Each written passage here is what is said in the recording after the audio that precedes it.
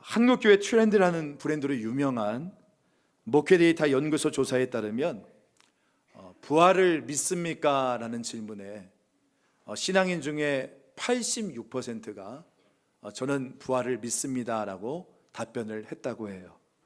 정말 놀랍죠? 그죠? 아마 여기 계신 우리 성도분들에게도 물어보면 거의 비슷한 수치가 나올 것 같아요. 그죠? 아니면 좀 더 높던가. 그런데 그 부활이, 그러니까 이 객관적인 교리의 부활이 현재 내 삶에 영향을 미치고 있는가라고 물어보면 전혀 다른 답변이 나옵니다. 약 33% 정도만 그렇다라고 했어요. 그러니까 수치 차이가 굉장히 크죠.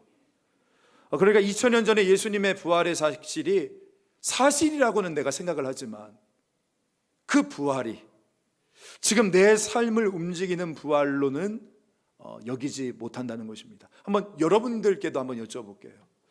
여러분, 오늘 예수님께서 내가 부활이요 생명이다 라고 말씀하셨는데, 여러분 그 부활이 지금 나에게 현실적으로 현존하는 부활로 여러분 받아들이고 계십니까? 오늘 요한복음 11장은 이렇게 시작하고 있습니다. 1절에 보니까 어떤 병자가 있으니 이는 마리아와 그 자매 마르다의 마을 베다니에 사는 나사로다. 오늘 말씀해 보니까 베다니라는 동네에 살고 있었던 마르다, 마리아, 그리고 나사로 세 남매가 나옵니다. 베다니라는 것은 앞에 벳이 집이라는 뜻이거든요. 그래서 베델 하면 하나님의 집이었지 않습니까? 집이라는 뜻과 뒤에 나오는 안이라는 뜻이 가난한 자라는 뜻을 가지고 있어요. 그러니까 동네 이름이 뭐예요? 가난한 자의 집이다. 어떤 이미지가 그려지시죠? 그러니까 이 동네, 그러니까 어떻게 보면 예루살렘으로 동쪽으로 3km 정도 떨어져 있었던 아주 작은 판자촌, 그러니까 빈민촌이었습니다. 예수님은 그런데 저 북쪽 갈릴리에서 남쪽 예루살렘으로 오실 때마다 이 집을 들려서 쉬기도 하시고 또 음식도 드시기도 하셨어요. 그러니까 예컨대 예수님이 여름철에 오시면 국수를 끓여드리고 겨울철에 오시면 국밥을 말아드렸죠. 그만큼 이 세 남매의 집은 언제나 부담 없이, 그러니까 스스럼 없이 찾아갈 수 있었던 예수님께는 굉장히 편안한 곳이었습니다. 자, 그런데 이 주님이 사랑하는 가정으로부터 한 가지 어두운 소식이 예수님께 전해져요. 예수님이 각별히 여겼던 나사로가 병이 들었다는 겁니다. 그래서 나사로의 누이들이었던 마르다와 마리아가 급히 사람을 보냈거든요. 그런데 안타깝게도 나사로는 결국 죽게 되었고, 예수님께서는 이 나사로가 죽은 지 나흘 후에야 이곳 베다니에 도착하십니다. 여기에 대해서 이 나사로의 누이였던 마르다가 훗날에 아주 강한 불만을 표출하거든요. 21절 말씀에 보면 마르다가 예수께 여짜오되 주께서 여기 계셨더라면 오빠 안 죽었을 건데요. 그러면서 그 강하게 불만을 표출을 합니다. 그런데 그때에 우리 예수님께서 이렇게 대답하세요. 뭐라고 대답하십니까? 내가 부활이요 생명이다 라고 대답을 하시는 겁니다. 여러분, 여기서 이 부활이라는 것은 헬라어 단어로 아나시스타스라는 단어가 쓰였습니다. 이게 무슨 뜻이냐면 깨어있다, 일어나다, 회복되다, 올라가다의 뜻을 가지고 있어요. 그리고 그 뒤에 나오는 생명이라는 단어가 있잖아요. 이 단어는 헬라어로 조에라는 단어입니다. 이 조에는 그냥 우리가 지금 이렇게 숨 쉬고 있는 이 생명을 말하는 게 아니에요. 죽지 않는 생명, 영원 불사한 생명, 즉 영생, eternal life, 이 영생을 이야기하고 있는 것입니다. 그러니까 지금 나는 부활이요 영생이니 라고 말씀하시는 걸 붙여도 무방합니다. 나는 부활 영생이니, 그러면서 묻고 계시는 거예요. 뭐라고 묻습니까? 나는 부활 영생이니 나를 믿는 자는 죽어도 살겠고 무릇 살아서 나를 믿는 자는 영원히 죽지 아니하리니 이것을 내가 믿느냐라고 말씀하십니다. 이 짧은 구절에 믿다, 믿음이라는 단어가 3번 등장하고 있습니다. 여러분, 이것이 부활 영생의 핵심이에요. 그러니까 부활 영생 되시는 그 예수님을 신뢰해야 된다, 이것을 우리에게 말씀해 주고 있습니다. 벌써 한 12년 전의 일인데요, 2014년도 충남 서산에서 김복순 할머니 가명입니다. 이 할머니가 도로가에서 교통사고를 당하셨어요. 안타깝게도 혼수 상태에 빠져서 그만 식물인간이 되셨습니다. 의사도 이분이 깨어날 확률은 10,000분의 1이다, 이렇게 이야기할 정도였습니다. 근데 이 할머니가 평소에 화투, 아시죠? 화투. 이 화투를 그렇게 좋아하셨대요. 그래서 매일 경로당에 가면 모이면 화투 치고 흩어지면 광 팔고 그렇게 하셨답니다. 그래서 이 동네의 다른 할머니가 혹시나 해가지고 이 혼수 상태에 빠져 있는 할머니의 귀에다 대고 열흘 동안 이렇게 말을 했대요. 야, 일어나, 우리 화투 치자, 지금 한 명 모자라, 광 팔아야지. 계속 열흘간 그렇게 이야기했대요. 그리고 드디어 열흘째 되는 날, 갑자기 이 할머니의 이 손끝이 부르르 이렇게 움직이기 시작하더니 깨어나셨대요. 할렐루야, 이걸 해야 되는지 모르겠는데. 여러분, 매우 놀라운 사건입니다. 놀라운 사건이지만 이게 부활입니까? 이게 부활이에요? 아니죠. 잠깐 정신을 잃었다가 다시금 일어나게 되어지는 거니까. 하지만 여러분, 지금 예수님께서 말씀하시는 아나시스타스 조회, 이 부활 영생이라는 것은 무엇입니까? 오늘 저와 여러분의 몸이 예수님의 부활하신 몸처럼 신비하게 변해요. 다시는 우리가 죽지 않는 영원한 삶을 살게 되어진다는 것, 이것을 말씀하고 있는 것이에요. 할렐루야. 이 부활 생명이 오늘 저와 여러분에게 주어졌음을 믿으실 수 있기를 간절히 소망합니다. 오늘 제가 이 본문의 말씀을 통해서 2가지 메시지 좀 우리 성도분들께 전해드리고 싶습니다. 첫 번째는 뭐냐면, 주님이 지체하시는 상황에서도 부활 영생 되시는 그 주님을 신뢰해야 된다는 것입니다. 언제도요? 주님이 지체하시는 상황에서도. 자, 먼저 제가 오늘 이 본문 말씀을 보는데요, 저의 시선을 딱 잡아끄는 한 구절이 있었습니다. 바로 3절의 말씀인데, 이에 그 누이들이 예수께 사람을 보내어 이르되 주여 보시옵소서, 사랑하는 자가 병들었나이다. 주여 보시옵소서, 사랑하는 자가 병들었습니다. 여러분, 오늘 저와 여러분도 인생에서 고통을 만날 때에 오늘 이들처럼 이렇게 주님께 빨리 나가 아뢰야 되어질 줄로 믿습니다. 아멘. 보시옵소서, 사랑하는 자가 실직했습니다. 보시옵소서, 사랑하는 자가 또 시험에 떨어졌습니다. 사랑하는 자녀가 아픕니다. 보시옵소서, 내 사업장이 지금 힘듭니다. 보시옵소서, 배우자가 방황합니다. 오늘 지금 여러분 어떤 고통 가운데 계십니까? 주저하지 마시고 예수님께 가서 아뢰야 될 줄로 믿습니다. 이때가요, 내 문제의 해결의 물꼬가 터지는 바로 그때임을 믿으실 수 있기를 간절히 소망합니다. 이제 이 2 누이는 주여 사랑하는 자가 병들었습니다, 이렇게 소리치고 외치면, 이 정도 하면 이제 예수님이 다 알아들으시고 속히 달려오셔서 병든 오빠 고쳐주실 줄 알았거든요. 자, 그런데 6절 말씀해 보니까 나사로가 병들었다 함을 들으시고 그 계시던 곳에 이틀을 더 유하셨다. 아니, 이틀을 더 머무셨다고요? 여러분, 이거 한번 생각해 보세요. 다른 사람도 아니잖아요. 사랑하는 나사로가 지금 병들었는데, 그런데 이틀을 기다렸는데도 예수님이 안 오신다? 여러분이란 받아들일 수 있겠습니까? 여러분, 저는요, 오늘 우리가 바로 이 지점에서 정말 많이 넘어진다라고 생각을 해요. 여러분, 지금 이 서운함이 뭔지 아시겠죠? 왜냐하면 우리도 자주 경험하는 서운함이니까. 우리가 정말 주님께 주님 이때입니다, 주여 도와주셔야 됩니다라고 주여라고 외치는데 하늘로부터는 아무런 소식이 들려오지 않아요. 나의 인생에서 지금 절대적으로 주님의 도우심이 필요한데 주님으로부터는 아무런 응답이 없다니까요. 그 순간 우리는 어떻게 하죠? 우리의 마음으로부터 느껴지는 그 깊은 서운함, 배신감, 버려졌다는 마음, 그래서 예수님을 향해 쏟아지는 원망들. 우리가 지금껏 어떻게 예수님을 사랑하고 섬겨왔는데, 예수님이 우리 가정을 사랑하시는 게 맞나? 아니, 사랑하시면 어떻게 이럴 수가 있지? 근데 여기서 한번 제가 질문 한번 드려볼게요. 여러분, 왜 주님이 늦게 오셨을까요? 왜 늦게 오셨을까요?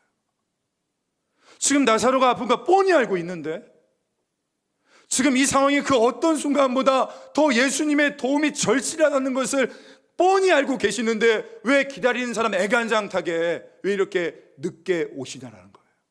이게 우리가 늘 가지고 있는 질문 아닙니까? 인생의 질문. 왜 주님 지체하시는가? 기도하는데. 네, 이런 의구심을 가지고 있는 우리에게 오늘 주님께서는 4절의 말씀을 통해서 이렇게 답을 주십니다. 우리 한번 4절 말씀은 같이 한번 읽어볼까요? 시작.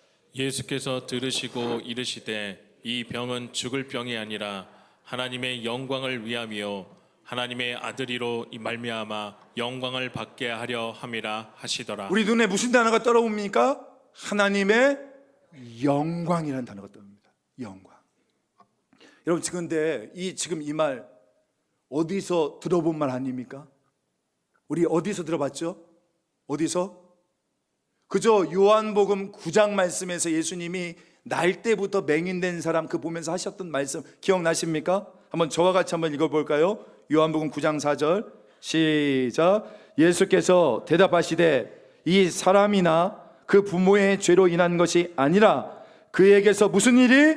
하나님이 하시는 일을 나타내고자 하심이라. 여러분, 오늘도 동일해요. 이 병은 죽을 병이 아니라 하나님의 영광을 드러낼 병이다. 지금 이 고통은 너희를 죽음으로 몰 고통이 아니라 너희를 통해 나의 영광을 드러낼 고통이다. 바로 지금 무엇을 말씀하십니까? 하나님의 영광, 이 영광을 드러내기 위함이라고 말씀하고 계시는 겁니다. 할렐루야. 여러분, 우리는 빨리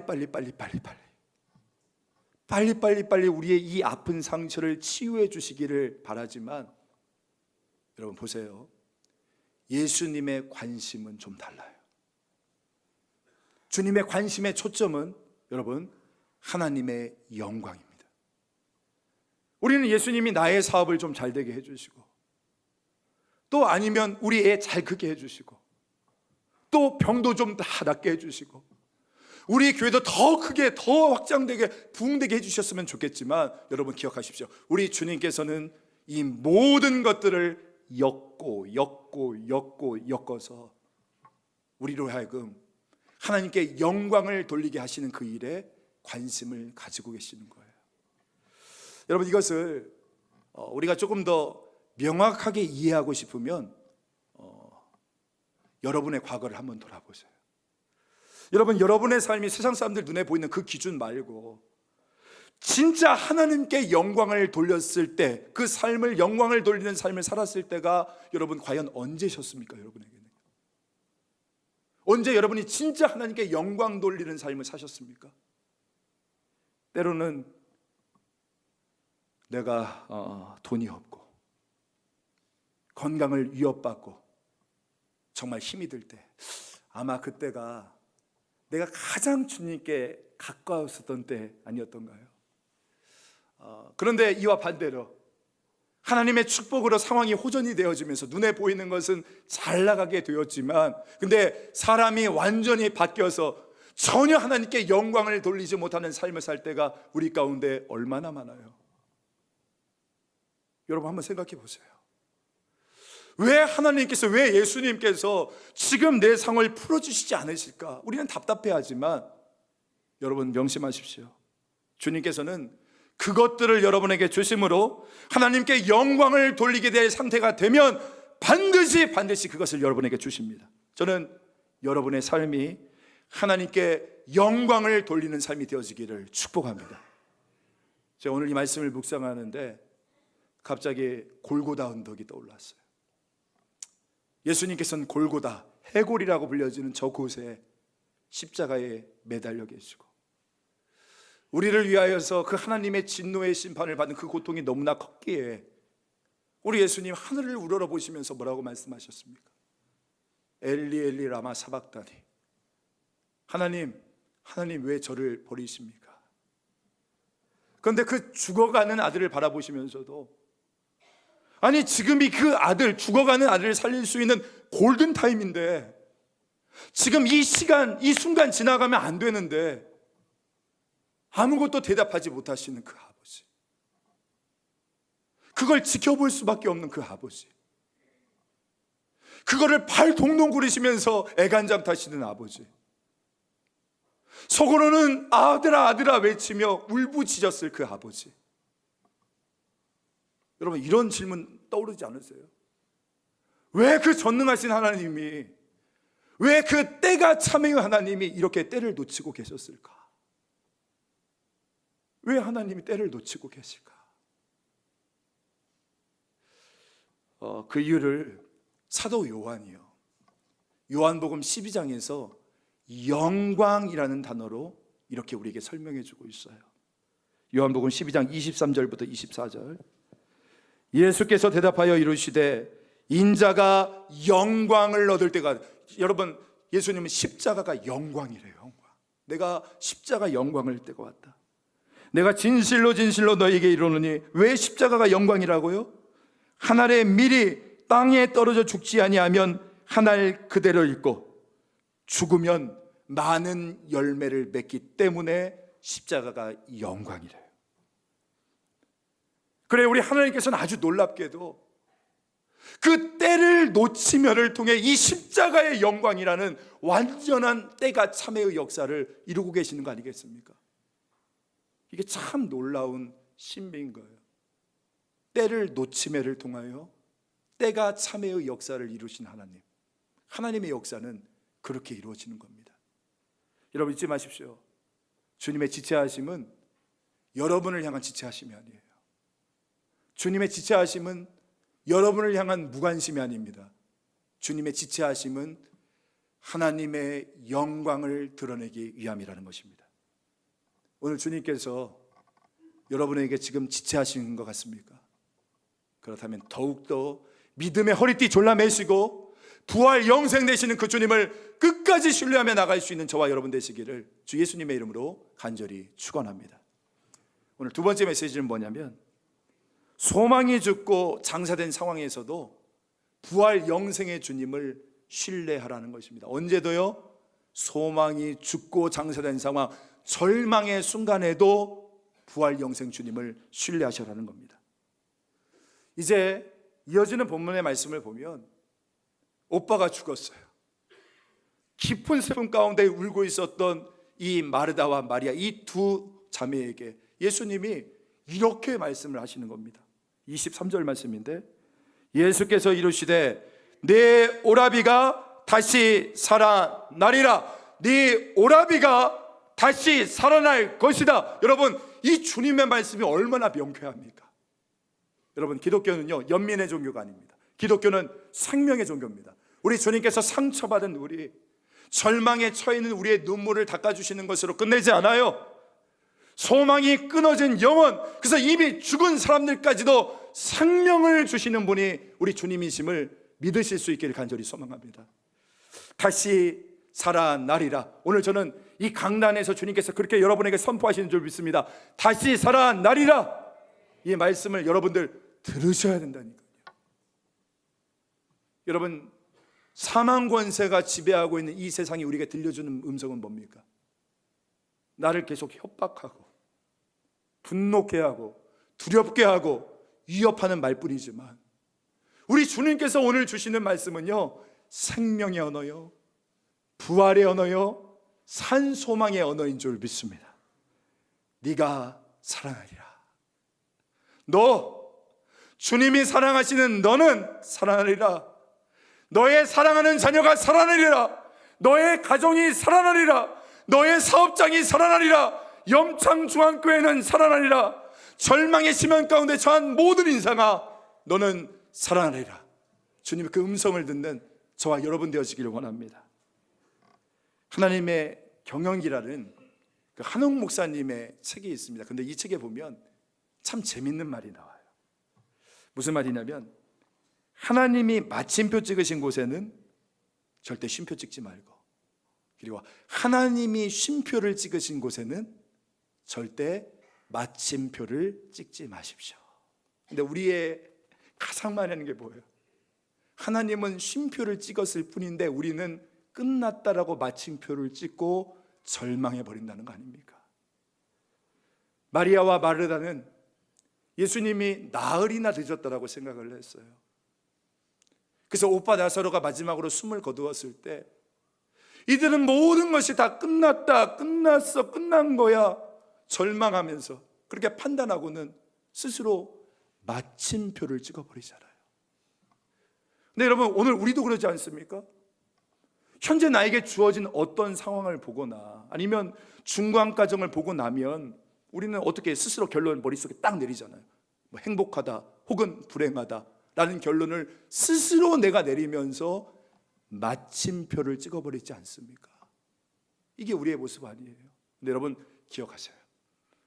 우리 하나님께서 끝났다라고 말씀하기 전까지는 아무것도 끝난 것이 아니다. 믿으십니까? 하나님이 마침표 찍기 전에는 모든 것이 끝난 게 아니라는 것입니다.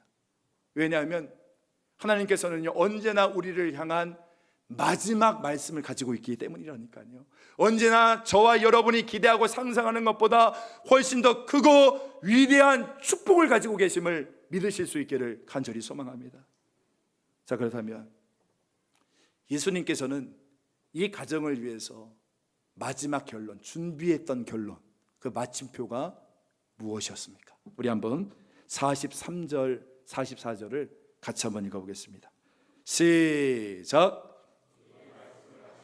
큰 소리로 나사로야 나오라 부르시니 죽은 자가 수족을 배로 동인 채로 나오는데 그 얼굴은 수건에 쌓였더라. 예수께서 이르시되 풀어놓아 다니게 하라 하시니라. 마르다와 마리아는 마침표를 찍었잖아요. 끝났다라고, 죽었다라고. 근데 예수님께서 준비하신 마지막 결론은 뭡니까? 그 죽은 나사로를 살리심으로 주님께서 영광을 드러내시고, 그래서 오직 부활 영생은 주님뿐이라는 것을 깨닫게 하시고, 그래서 이들의 믿음을 더 견고하게 하시는 것이 바로 예수님께서 이 가정을 위하여 준비했던 결론, 마침표였다는 것입니다. 얼마 전에 그 아세아연합신학대학원 교수님이신 이한영 교수님이라는 분이 계신데, 이분이 쓴 명자누나라는 책을 읽게 되었습니다. 여러분 나중에 한번 꼭 구입해서 보세요. 굉장히 감동적인 내용이 담겨져 있어요. 이한영 교수님은 원래 의사거든요. 근데 이분이 나중에 신학을 하셔가지고 지금 아세아연합신학대학교 교수로 재직하고 계신 분이신데, 이분에게 누님이 한 분이 계셨어요. 이름이 명자누나예요. 명자누나. 이 누님이 미국에 있었을 때인데요, 아이가 생기지 않는 거예요. 40이 넘어도. 그래서 하나님께 100일 기도 끝에 하나님이 아이를 주셨어요. 근데 어느 날 이 아이를 가르친 지 얼마 안 됐을 때인데, 하루는 미국에 있는 이 누나로부터 이한영 교수님에게 전화가 온 거예요. 전화를 딱 받았더니 하는 이야기가 뭐냐면, 한영아 아파 죽겠다. 지금 누가 도끼로 내 다리를 자르는 것 같아. 너무 죽겠다 하면서 막 신음소리를 지르더래요. 얼마나 놀랬겠어요. 곧바로 비행기 타고 미국에 가서 이 누나를 데리고 병원에 가봤더니, 병원에서 하는 이야기가 뭐냐면, 셀코마라고 하는 이 암덩이가 척추 뒤에서 뼈를 부수면서 지금 척추의 모든 신경들을 누르고 있다라고 얘기를 하는 겁니다. 근데 이 생뼈가 지금 부서지고 있는데도 아이가 있으니까 배가 불러오잖아요. 근데 이 누님은 이 아이 100일 기도로 하나님께서 나에게 주신 아이기 때문에 나 절대 지울 수 없다. 지금 암에 걸렸는데, 진통제 맞아야 되는데, 그러면서 끝까지 버티는 거예요. 저 출산할 때까지 8개월 동안을 타이레놀도 먹지 않고 끝까지 버텼습니다. 그리고 아이를 낳고 혼수 상태가 되어서 이제 병원에 입원을 했는데, 척추와 두 다리만 남고 모든 뼈가 다 으스러졌다라고 이야기를 해요. 이제 가족들이 의사와 상의한 끝에 누님 고통 없이 천국에 가게 하자라고 결정을 내리게 됩니다. 이제 전체 마취를 하고 4, 5일을 그냥 두면 이대로 죽게 되어진대요. 그래서 아무튼 묘지도 준비해두고 또한 장례식도 다 준비하고, 이제 마지막으로 이제 온 가족들이 마취할 때 누나에게 가서 기도해주기, 임종기도 해주기 위해서 이제 마취사와 함께 병실에 들어갔습니다. 이한영 교수님이 지금 혼수 상태에 빠져 있었던 이 누님의 손을 붙잡고 누나 누나 하면서 기도, 이 임종 기도를 시작하려고 하는데 갑자기 이 누나가 눈을 번쩍 뜨더라는 거예요. 그러면서 하는 얘기가 뭐라고 하냐면 이런 이야기를 하더래요. 한영아, 나 배고파. 나 배고파. 그 이야기를 막 하더랍니다. 그러니까 옆에 있는 미국 마취 의사가 한국말로 막 환자가 지금 막 갑자기 깨어나가지고 말하니까 얼마나 놀라겠어요. 그래서 그 가족들에게 물어본 거예요. 지금 뭐라고 해요? 막 이렇게 아마 영어로 물어봤던 것 같아. 뭐라고 해요? 물어봤더니 아니 지금 누나가 배가 고픈다고 이야기를 한다고. 그때 이 마취사가 뭐라고 얘기하냐면 배고픈 사람에게 전신 마취를 하면 이게 안락사가 되기 때문에 이거 오늘 진행할 수 없다고, 내일 다시 협의를 하자고 그렇게 미루더랍니다. 그런데 이후로 누님이 27년을 더 사셨어요. 근데 여러분 한번 생각해 보세요. 그 27년이 행복했을까요? 아니면 저주스러운 27년이었을까요? 정말 큰 고통의 시간이었다. 여러분 생각해 보십시오. 지금 그 상태로 차라리 어떻게 보면 죽는 게 낫지. 27년을 그 몸으로 살았다는 거예요. 그러니까 1년에 한 6개월에서 8개월 이상은 병원에 입원해야 되고, 그 27년 동안 소변줄 늘 평생 꽂고 다녀야 되고, 대장은 옆에 빠져나와 있고, 누워있으니까 살은 썩고 걷지는 못해. 얼마나 큰 고통의 27년이었겠어요. 근데 이상하게도 죽지가 않는다는 겁니다. 그리고 그 누님에게 길어야 4일 5일이다 라고 말했던 의사 있잖아요, 먼저 돌아가셨습니다.